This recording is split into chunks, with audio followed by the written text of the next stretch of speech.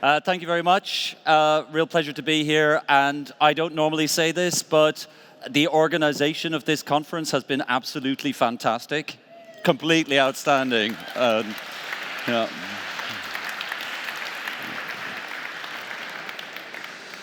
Not least the organization of putting Andreas and Thomas's talks before mine, so they've set the scene beautifully.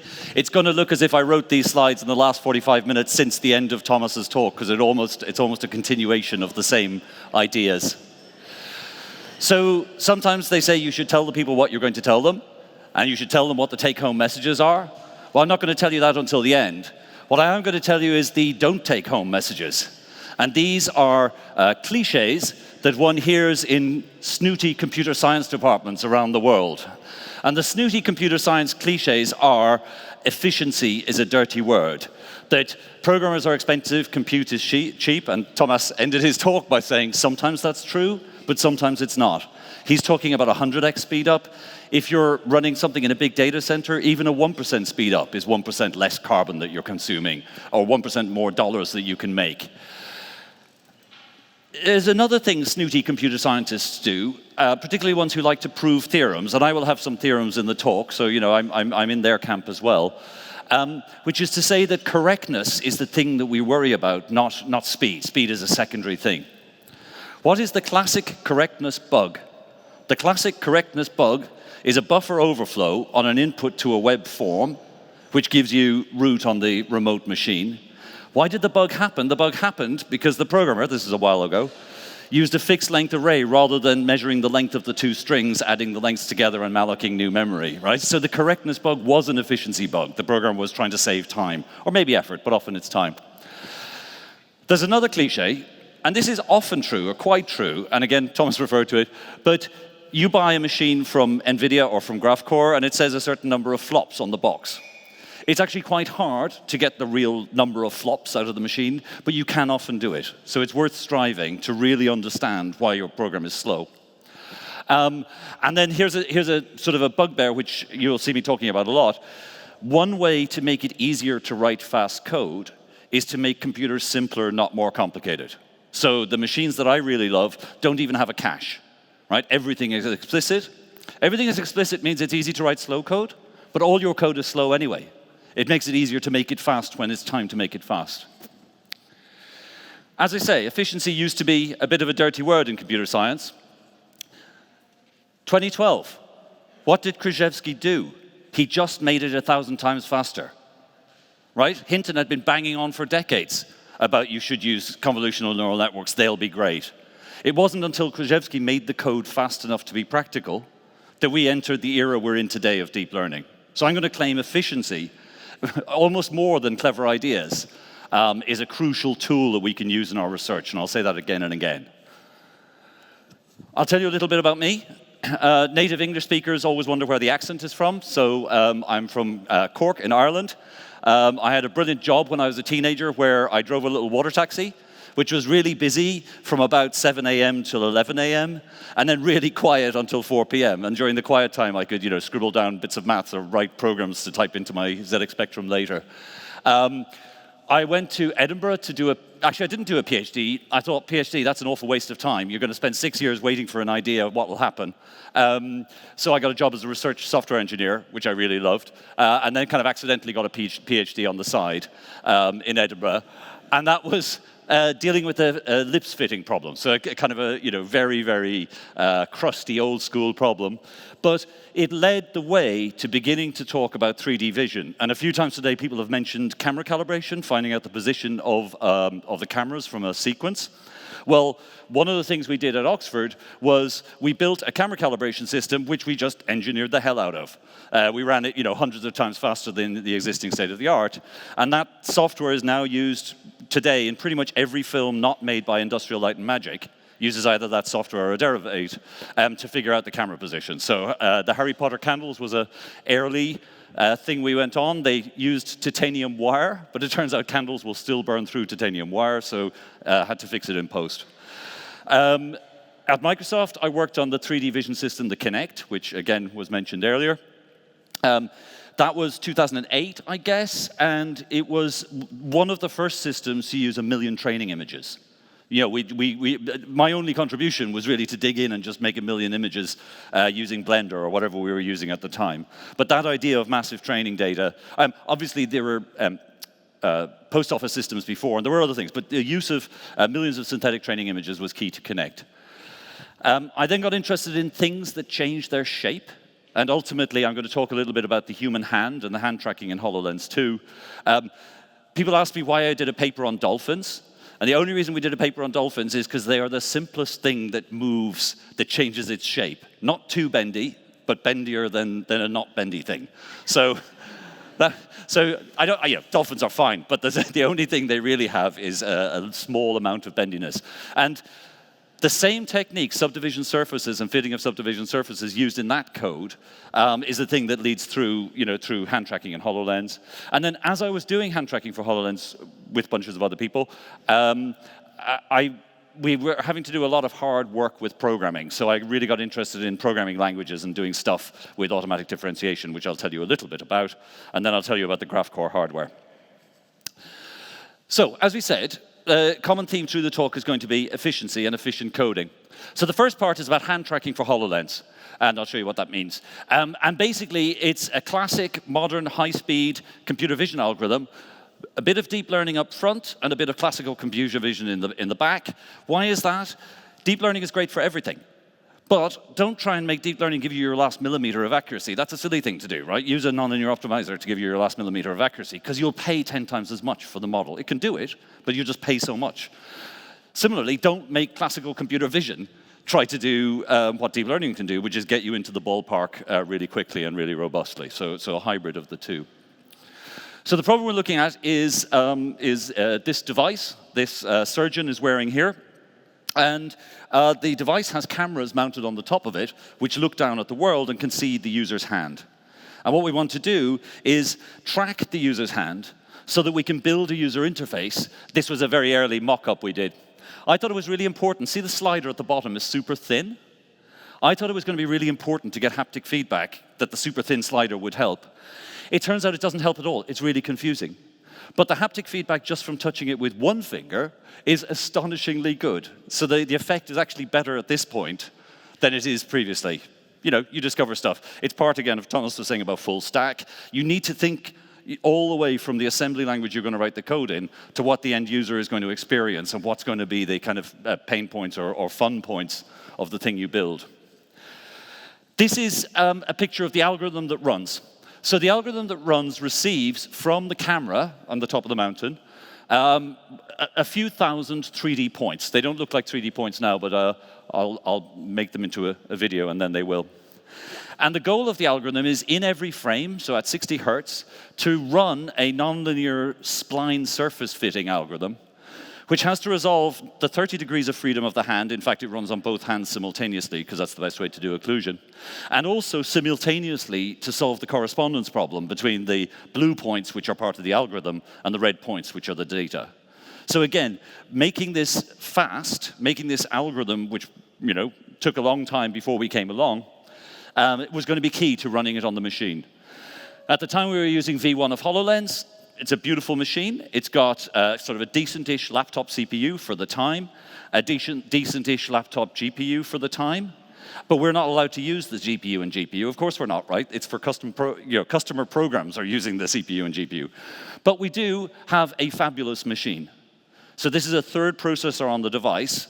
And what this processor is 24 very small processors running relatively slowly, so running about a quarter the speed of a typical CPU core today, and each of them with very little RAM, but with very fast RAM. So it's all cache. I said it was no cache. Basically, it's all cache. You can access, you can read and write everything in a single cycle. You program it in C++ and classic bits of low-level assembly. So when we came to this machine, we had already optimized our C++ on the PC. We were already 10x faster than anything out there. The first day we ran it on the HoloLens, it was this speed, which of course doesn't mean anything until you see where we got to. The first day we ran it on the HoloLens, it was running at 2 iterations per second. We needed to run at about 500. So basically, it was 250 times too slow, the code that we already thought we had optimized. Now, that's always a bit of a, there's always some easy gains, right? So once you realize that it doesn't have a hardware square root instruction, then you get a 4x speed up. And then there are other gains you get. And the way to look at the gains is not this 1D curve of speed as a function of time, but as a 2D curve, which is trading off speed and accuracy. So fast is down and accurate is in. So we started in January, made the code a bit faster, but making it faster, you sometimes make it less accurate. And then you work for a bit at making it more accurate. So what is that, sort of February? We made it a bit more accurate and little jumps of speed. And then you can see that sometime in August or September, we had to make it worse for a month before we could make it better again, right? So refactoring the code sometimes means you have to take backward steps. The great thing about a 2D graph like this rather than the 1D graph before is when you show it to the management, the ones who care about seeing strict monotonic improvement don't understand the graph. And the ones who understand the graph know exactly what you're doing, and they have the engineering mindset, so you get away with it. So 2D graph, very good for management. Yeah. So that was that. So we wrote lots of code. We invented some new stuff. We invented a sort of a Phong surface, an interesting hybrid between a polygon and a spline, polyhedron and a spline. Oh, sorry, and I forgot to say, so how do we make it faster? We did do better algorithms, hybrid polygon spline. We just sat in front of our assembly language and fiddled with it. We actually got peak flops out of the machine, which was very, very satisfying. I've never been able to do that before. And then we did what Andrea Tagliasacchi this morning called PyTorch by hand. And I'll give you a hint as to how to do this later in the talk. It'll be scary but fun, I hope. What were you saying? What's the response when you're scared? The biological marker will fire. And the other fun thing is, of course, whiteboard malloc, right? We only have 256 kilobytes. We have 2 cores, so 256 kilobytes. That means there's a whiteboard in the office, and when you want a piece of memory, you put your name on it. and then so in the end, our working set was 300 kilobytes, which the mathematically minded among you will determine to be larger than 256. So somewhere in the middle of the code, it has to checkpoint and ship out some gradients to DRAM and pull them back. It's all fine, right? It's all just programming. And as you say, it seems so scary. You're like, no, that's got to be crazy. It's like a few days' work, and then you think, how do we spend 2 months, persuading ourselves that we didn't need to do that? So, yeah. So that was fun, making that fast. But it wasn't that much fun. Right? Much more fun would be to do the gradients automatically. Now, as you know, the key to PyTorch and its predecessors, TensorFlow, Theano, Chainer, is that they do differentiation for you automatically. But the way PyTorch does AD, I don't like the way it does AD. Right? I like the way JAX does AD, and I'm going to talk a bit more about JAX in a minute. What do I want? I want that I write this code here, which is some function which takes some variables as input and some variables as output. So a function from Rn to Rm returns 2 values. And the machine automatically writes me this code here, right? The code for the Jacobian. Now, of course, I don't really want the Jacobian, right? Because if it's a neural network, that's a billion by a billion matrix. And it's already got a couple of zeros in it. Sparsity won't help. I don't want the Jacobian these days. So I actually want a bunch of other functions as well. I want the so-called forward derivative, which is the Jacobian times an input vector. The so-called reverse derivative, which is Jacobian transpose times an input. And of course, if I'm doing model fitting machine learning, then I want the gradient. I want, when the function is going from Rn to R, I want code to produce the gradient. I like this slide because I never really find these things kind of crisply mathematically explained, so it took us a little while to write them down. There's also a bit in our paper about how you do it for arbitrary data structures S and T. JAX does this anyway, so you don't need to know this bit, but it's great. You can just do it for arbitrary data structures, which again, I was surprised by. So here's my dream autodiff, and I'm going to say this doesn't really exist today, but something close to it exists. My dream autodiff takes your source, gives you back source, and when you edit this, this changes, and this is the thing that we don't have. When I edit this, I want to be able to make the gradient faster in a way like by hand editing it, which I'll explain more in a minute. But anyway, it doesn't exist, but if someone wants to build it for me, come and find me. Now there are 2 asides. There's an aside and then an aside in the aside. So the aside is, We wrote this paper for POPL, Programming Language Conference. You can see I'm right at the end here. I was basically just the prototype user. It was brilliant, right? So we wrote this paper, absolutely no experimental results, like one really tiny hacky bit of code that barely worked, that just about proved the thing. And this is kind of how science should work, right? Because we wrote this paper entirely theoretically, and then 4 weeks later, Milan here emails us and says, I've implemented your paper. There were only a few bugs. There were a few bugs in the paper. So it's just fantastic. We have theoreticians like Faustina doing the theorems and the proofs, and then Milan comes in and implements it. So it's just science working. I think sometimes in machine learning we worry that we have to do it, and we do often have to do a lot in our papers, and that's fine. But it's nice when it works that way. Now, here's another aside. And the aside is, my big message, the take-home message for the talk, is going to be the Julia slogan, it's just code. Right? My argument is going to be, code is a fantastic tool to understand and explain and explore ideas, including mathematical ideas. So let me say why I think that's true. So I'm going to claim that one of the things we really fear when we write our papers is that the people will understand us. That would be terrifying, right? Because then they'd see what a simple idea it was. And then we complain the reviewer too didn't understand the paper. So I'm going to claim you should always write to be understood. You should be as clear as you possibly can, and it'll be fine. Here's an example of how that really was fine. We wrote a paper for ICCV 2007, so a long time ago. Now, borderline reject poster. I can't remember if there were rebuttals then, but we grumbled, busily to ourselves. We were so lucky it got rejected, right? Because we went back to the paper, listened to the referees, and rewrote it from scratch. One of my co-authors said, this is terrible, a baby could understand it. And I was like, yes, we have achieved our goal if a baby can understand it. And that won best paper at the next conference. So reject to best paper just by making it as clear as we possibly could, starting from scratch. So I'm going to argue for make it clear. All right, so here's my argument that, this is slided around a bit, but anyway, here's an example math problem that I've been teaching for 20 years in Oxford and Cambridge universities. First year vector calculus or first year calculus. The task for the student is perform this integral in the following order. Swap the dx and the dy. And the trick is that these limits, the x limits depend on the y limits, so swapping them here is a little bit tricky. And it's quite hard to explain to the students exactly what's fair and what's not fair. Here's the answer, to save you time. Sorry, I should have given a spoiler alert for anyone who wanted to look away. The answer is a little bit messy, and no one expects to see a min in their sort of undergraduate math computation. So it was really hard to explain it until I started writing it like this, right? For x in 0 to 1 step dx, for y in 0 to 1 step dy, total plus equals the integrand.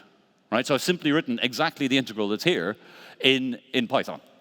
I've also plotted where it ends up. Oh, that's me. Yeah. I'm also plotting the points on the domain of integration. This is really good because there's a big bug, which sadly I don't have in the slide, that you can get when you get these things wrong. So it's really viscerally clear what the integral is doing. So the student who first just swaps dx and dy, if you do that in math, you kind of say, well, the rules are that it can kind of infer, you don't know what you're saying, but you're trying to argue that it was fine. Whereas if you do that in Python, VS Code just tells you, X is not ready yet. What are you doing, right? So when you do things in code, you have other tools which help you understand the mathematics that you've turned into code. And then you can get the right answer you can also get the right answer by hacking random stuff, right? So a lot of people forget the min here, and then what happens is you end up with dots kind of out here going off to the right of the screen. So you get a quick visual debug of what's gone on. So my argument is math is great, code is clearer, right? Code, there's no arguments, whereas math, there's always some argument about what might mean what. I'm going to say the same thing applies sometimes, not all the time, right? Anything I say should be accompanied with a sometimes. We like drawing our neural networks as pictures, right? As pictures for a large system can be very helpful to understand. But actually, I claim it's often just as easy and as helpful to write the neural network in terms of primitive operations like MM is matrix multiply, add, ReLU, and softmax. Right? Both are useful when you're trying to understand the neural network. Just for fun, You can probably read this, actually. This screen is so excellent.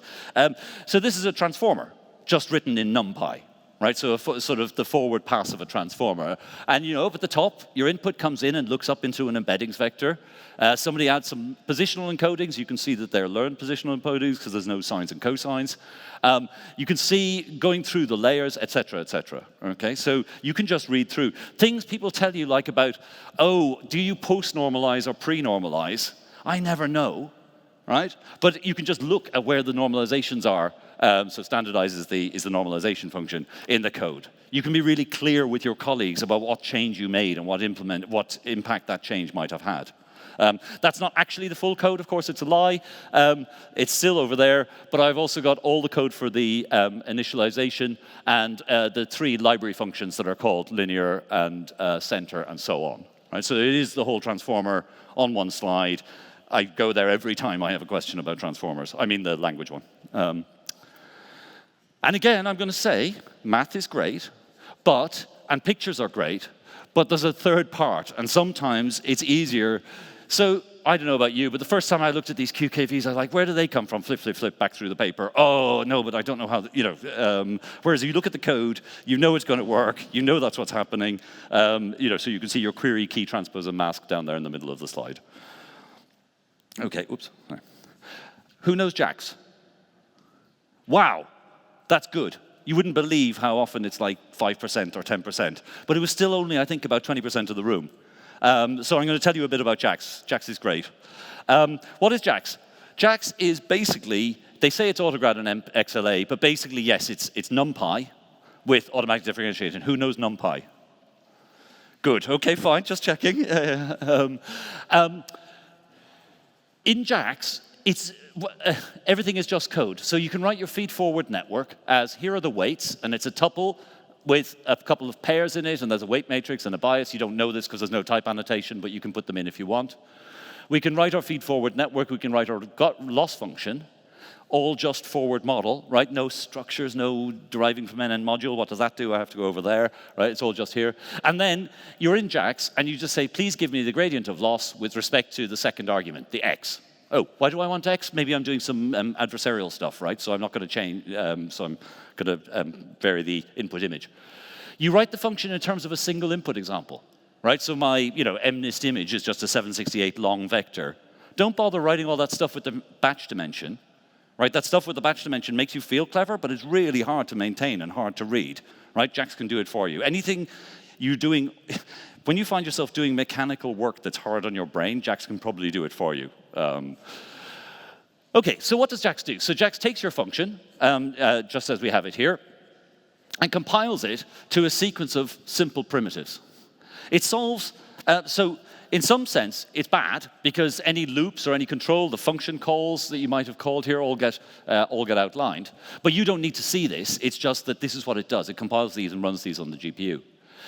And it does exactly the same, so it's nearly doing my dream AD, when you want to compute the derivative, right? So there's the IR means intermediate representation. So there's the IR for my function, and here's the IR for the derivative. And, can we see that it's derivative? We'll find the exp there. There's the log at the end, and we'll see the neg. So we'll see its reverse derivative because it's going to go backwards through these functions. I'll show you this in more detail. So JAX is great. And it does all sorts of transformations on your code to make new code that is useful. So remember I said this is my feed-forward network. I'm going to feed an example image, VX, into the feed-forward network. And I'm just going to plot the 10 logits that I have at the output just to see what they're like. OK, great. So I did it with one image. So now, if you're used to PyTorchy stuff, you might say, well, now I'll make a batch of images, right? So that's the input dimension, and here's the number of images in the batch. And you might say, yeah, now it should magically print me the results for the batch of image. It doesn't. Very helpfully, it says, what are you on about, right? I don't know how to add B1 to B1, which is a vector, to a matrix of stuff. And you might say, this is bad. Surely it should auto-magically figure out. Auto-magically figure out makes the code harder to read. So I'm going to claim that this is a very good thing, that it said, sorry, I only expect a single image. And if you do want it to run on a batch, then there's this vmap function, which says, please take my function and parallelize it or vectorize it over the second argument. Right? So it's saying, please do the broadcasting for me. This is the difference between JAX and sort of classic PyTorchy programming. JAX is very explicit. It feels low level, but actually I think it's at a, I don't know, for me it's at a really good level. It's really easy to understand. And then once you do it, then of course now I've got the thing I wanted. I wanted to plot the results of my batch of 3 examples. So explicit, better than implicit, I guess is a sort of a key message there. Okay, so JAX does it. JAX takes my code and gives me the gradient. I don't know if it's ever happened to you, but then you run the code and the GPU says out of memory. And our card, which I'll tell you about later, has only 1 GB of onboard memory, so it says it more often. Why did it run out of memory? You're kind of stuck, right? All you can do is fiddle with the forward model. So what I want to tell you now is that, and it's a busy slide, but we'll go through it, is that what Andrea called PyTorch by hand is not actually that hard. So here's my feed-forward network. Same as before. Here's my loss function, same as before. This is what happens when I push it through JAX. It just sort of squishes out the function call and gives you a list of basic primitives, matmul, add, relu, matmul, out, softmax, index, etc. And here's the rule for automatically, for hand derivativing your code. Whenever you see a line PQ equals function call ABC, which are the only lines we have in these programs, right? There are no for loops. There's no, all the stuff got linearized out. This is the rule. There will be a function called VJP somewhere, so it'll be called like add VJP. And you have to give it the input arguments, again, for reasons we'll see, the names of the outputs with D's in front of them, and then that returns you the names of the inputs with D's in front of them. And this rule you apply mechanically. So there's my forward code, and here's my reverse code, and you can just see that where I had log index softmax add, I now have log index softmax add. So it's just mechanically done. I've got a bit of a half-okay implementation of doing it automatically here. You might or might not want to bother. But anyway, you can do it mechanically. Why would you do that? I'm going to do that because I'm going to say this code ran out of memory. And I want to show how you could debug the gradient code and not go completely crazy. That's assuming I'm not completely crazy, which is definitely not known. So here we go. Here's the loss function again. Here's my grad loss. But now what I've done is I've just shoved in the definitions of all those VJPs, which I get from a book, right, or that GitHub repo. And what we're doing is we're looking for inefficiencies in this code. Well, here's an inefficiency. Q1 here, which is an activation, is needed, which is computed very early in the function, is needed all the way down here towards the end of the function. That means Q1 is in memory all this time. And if you're not, here Q1 is a 768 element vector. Q1 could be, a GPT-2 100,000 token context, could be massive, right?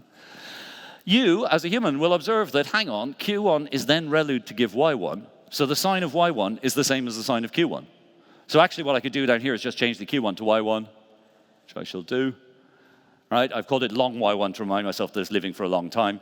And I've just saved half my memory. Now, it isn't half, right? But if it was 96 layers deep, I've just knocked off, half of 96 of the memory. This sort of transformation you can do, and you can think about what's happening in the machine. You can also do this by drawing boxes and arrows and drawing boxes for the backward pass and drawing arrows backwards and forwards to them, and that can be helpful in your brain. But nothing for me is as nice as just being able to run the code, make the change, check that it gives the same answer, do it again. Right? That's the difference. The computer helps you where boxes and arrows doesn't. There's more stuff, right? There's a call here where something is building an outer product. An outer product takes two vectors, right? Nice vectors, and turns them into a giant matrix. That's horrible. Right? And there's nothing I can do about it because DW2 is something that the functions contract requires that I return. And you might think, oh, well, you could do a sort of runtime sparse matrix thing, sum of dyads or whatever. Yes, you can do that.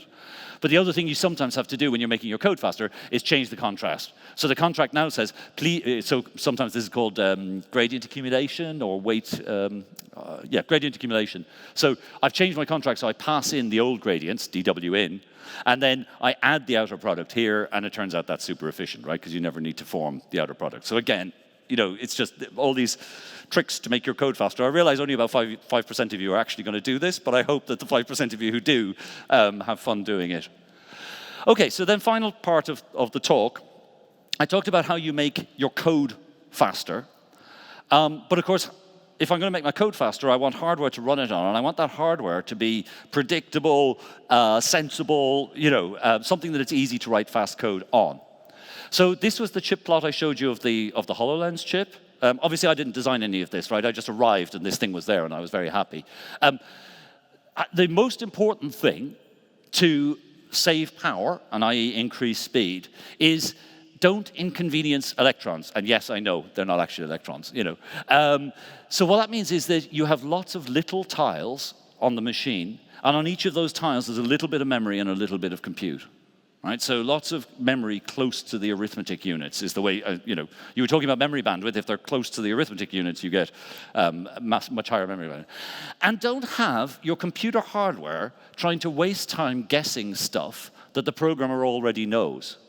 Right? The programmer already knows which lines are going to be, which data is going to be needed a few lines down the code.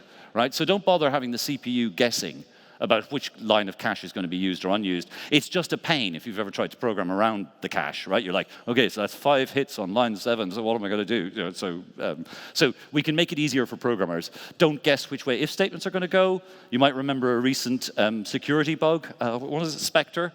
Because the machine is going down both branches of the if password is okay, and therefore it runs code that it shouldn't have been running, et cetera, et cetera. Right? Now, I'm not saying that for every piece of code you write, you should do horrendous low-level optimization. So you need a decent compiler as well. But the philosophy has to be the programmer is in control. The programmer can, if he or she wants, drive the machine. So I was working on that at Microsoft. We finished HoloLens. And then these guys came along. Graphcore came along to Microsoft and showed us this machine. So what is this machine? This is a Mark II Graphcore IPU. You can get it today. It's basically the flops of an A100 laid out differently. Right? It's really easy to put flops on a chip. Just put them on. In fact, we could put on 4 times as many flops on the chip, providing we didn't connect them with wires to any way to do anything with them. So the trick is not putting the flops down. The trick is getting access to the flops and making it easy. This chip is, better perf per dollar than A100 or even H100 for most ML workloads. And because we're a generation behind in manufacturing, we use much cheaper processors, and there's no delay in getting the stuff. It's a much better chip. So it's better for most ML workloads. Perf per dollar means actually sometimes it's slower, but it's cheaper. It's way better if you do something interesting. So interesting things are like graph neural networks. Anything messy, any iffy workload with lots of control flow is going to be better on this sort of hardware. And it's super. I love it. In a bit more detail, because showing you the picture of the front of the chip doesn't really tell you much about it. This is the plot of the chip. And what is it? It's 1,500 little processors. So 1,500 things with 600 kilobytes of RAM and a load of flops. These are completely independent from each other. So they cannot talk to each other. They can't see anyone else's memory. Right? They just do their own work. The way they communicate via this bus here, which as you can see is fast, what's that, 4x H100 bandwidth or something? The way they communicate is completely timing based. Right? So the processors have all agreed beforehand that I have 17 bytes to send, and somebody else has 45 bytes to send. I will start at time 0 and speak for 17 clocks. And anyone who wants to listen can listen. And then my friend will start at clock cycle 18 and distribute 55 things across the bus. So fully timing-based means it's completely efficient, whether you're sending 4 bytes or 4 kilobytes or 4 megabytes. Right? It's particularly efficient if you're sending small stuff across the cores. So lots of things together, lots of separate small parallel programs. We group them into blocks of 4 with a few gigabytes, 256 gigabytes of DRAM, and then those get grouped into data center size things. So you typically, with an IPU, you're typically programming using 4 or 16 of them, and then going up to 64, 256 if you've got a big job to do.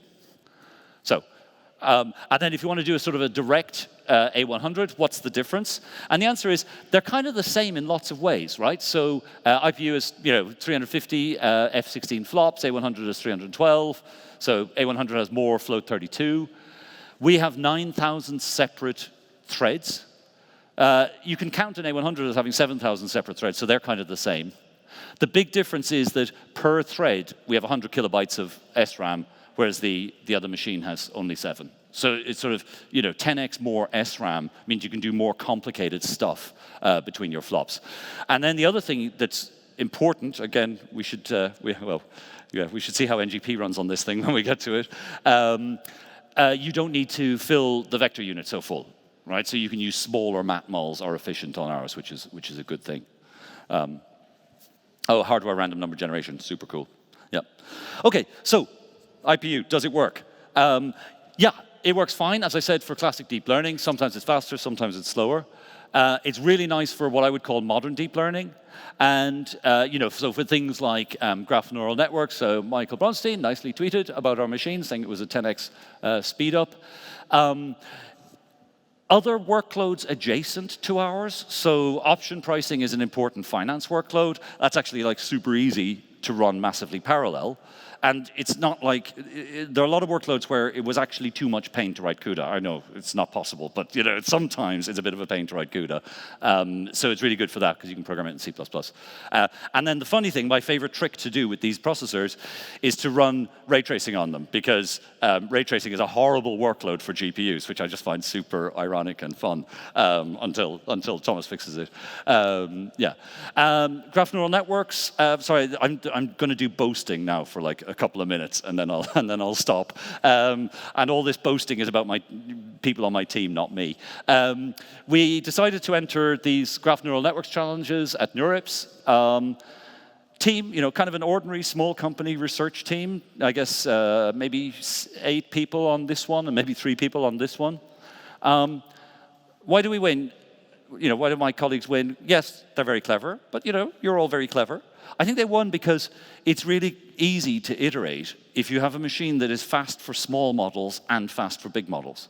Obviously, an A100 is fast for everything, right? It's fast for small models. But it's not, the smaller you get, the less the efficiency gain is realized. So we have this machine which is just fast at small and big, which means you can do lots of testing on small, then test on big. So I think part of the reason the guys won was just that they were shocked to see how fast it went.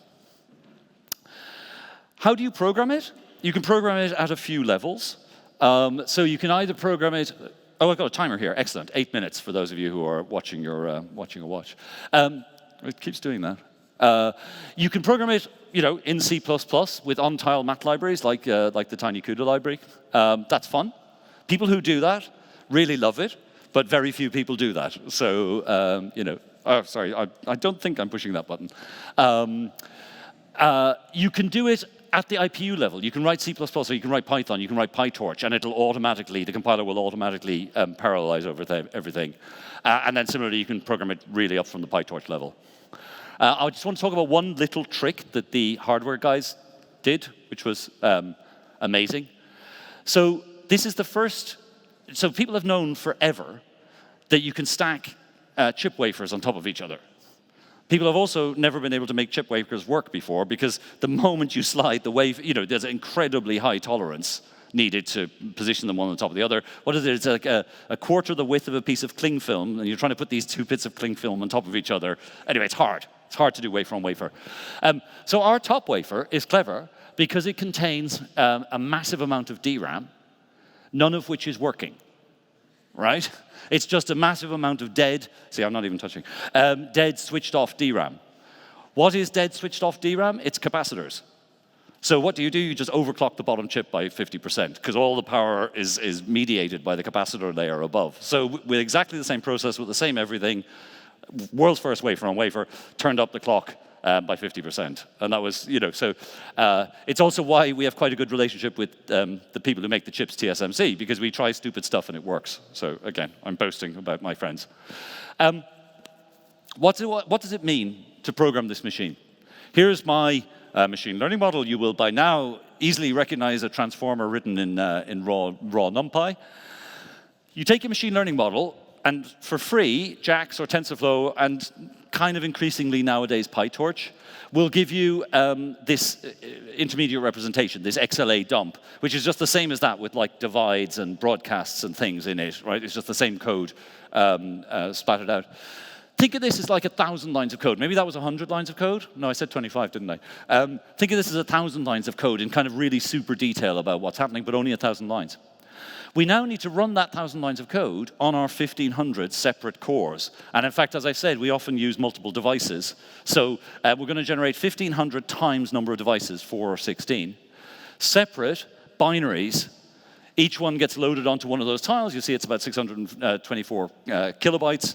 And the compiler takes the 1,000-line code, turns it into 1,000,000 lines of code, which we're just visualizing here because 1,000,000 lines is quite hard to visualize. Just by each line, each dot here is an operation, and then the links are connections to the inputs and the outputs, or connections to the inputs. So it's kind of a nice picture. And you can see things like, different layers and softmax routines and so on. I'm not very good at it yet, but my colleagues can tell you exactly what's happening by looking at the colors of the graph. So what do I just say? I just said we have solved the problem, the age-old, 60-year-old computer science problem of automatically dividing a computation to run on 6,000 threads, right? So that, we can't be that clever, can we? And the answer is, yeah, we're not that clever. The problem, the opportunity was machine learning programs are incredibly simple. Right? They're just sequences of operations. So all that stuff that's super hard, if you're writing a real compiler, you don't have when you just have a sequence of operations running one after another. So the compiler solves this sort of classic problem for the special case of AI models, and that's lovely. It does all that thing about planning the communications. Remember I said the communications had to be carefully planned. Yeah, I was going to come into some detail on this, but I'll maybe do it later. So it does lots and lots of stuff, and it works reasonably well. But it can still take a minute or 20 minutes to compile your program. So it can be a real pain.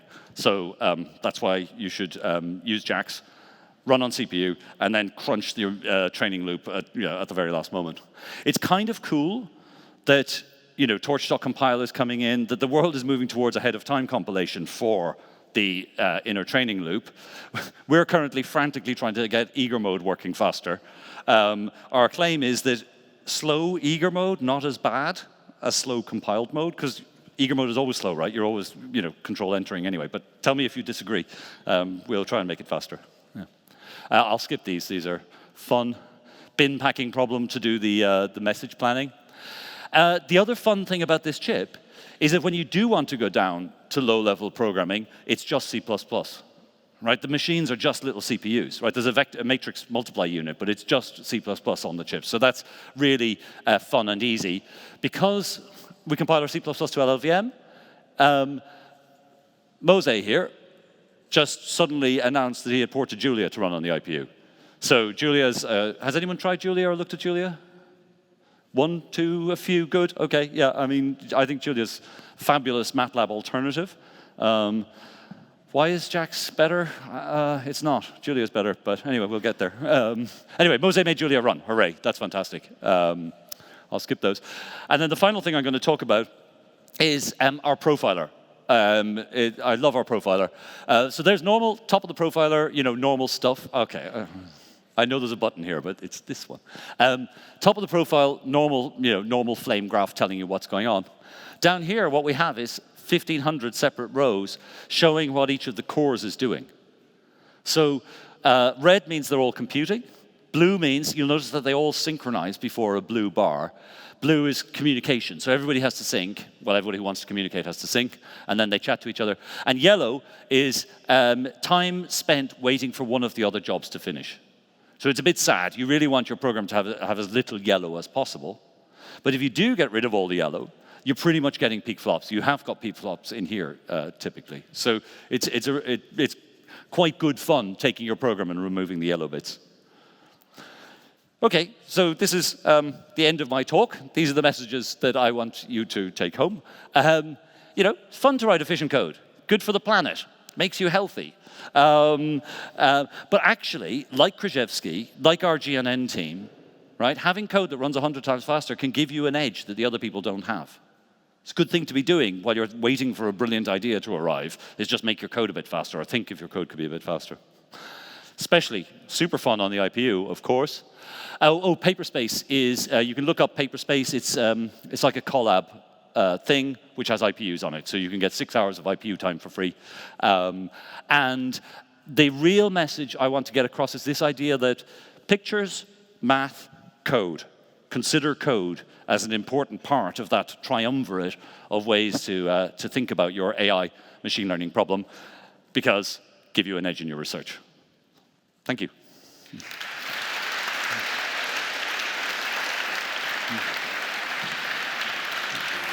That's fantastic. Oh. Thank you so much. I can take that if you want. Okay, great. We have time for at least one question if you want to direct it to Andrew before we move into the panel.